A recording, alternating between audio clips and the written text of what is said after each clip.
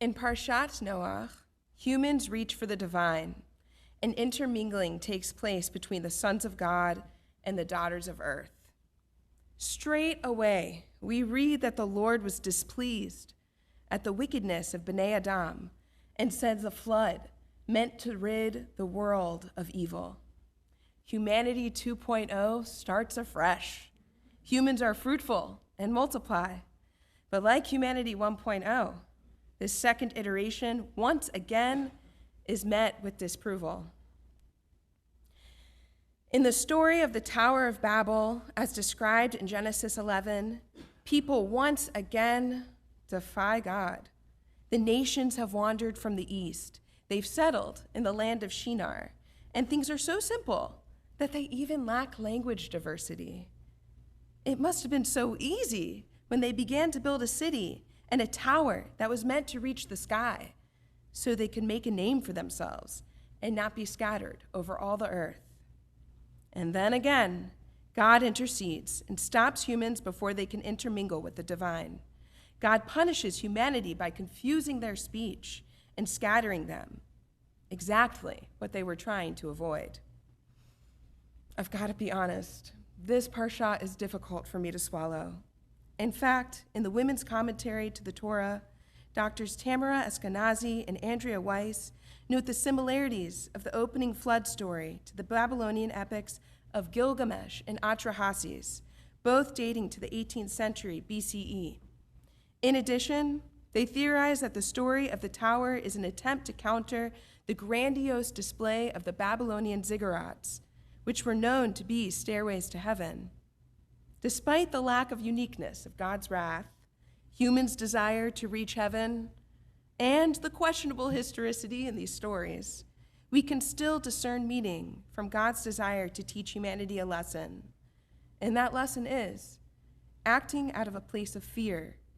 In this case, the fear of being separated does not yield security or peace.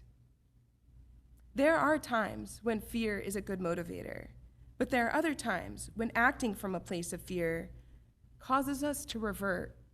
It halts our development, even though a tower would make it appear as though we're growing and able to reach the divine.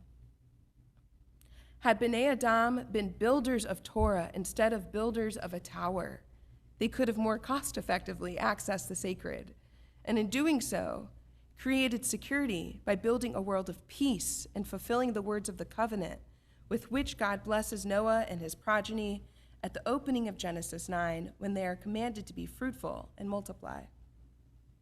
What does it mean to be a builder of Torah?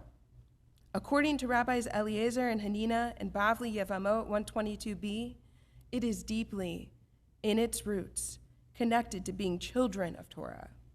From their debate about the relationship between the words banaich and bonaich, your children and your builders, we can learn that had the nations not feared being scattered and continued being fruitful and multiplying as they were commanded, they could have promulgated the values of Torah as opposed to constraining it.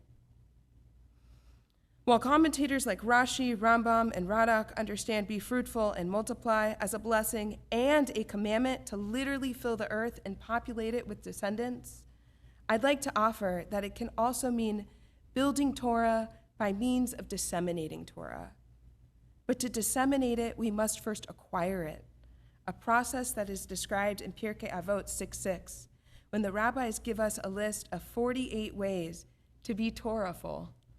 To name a few: studying, attentive listening, proper speech, having an understanding and intelligent heart, feeling awe, fear, humility, and of course, joy. Disseminating Torah and acquiring Torah, it doesn't happen through gestures of grandiose towers and crafting stairways to heaven. To truly be a builder of Torah is to navigate the complicated territory of being human, because only then can we truly build something that accesses the holy.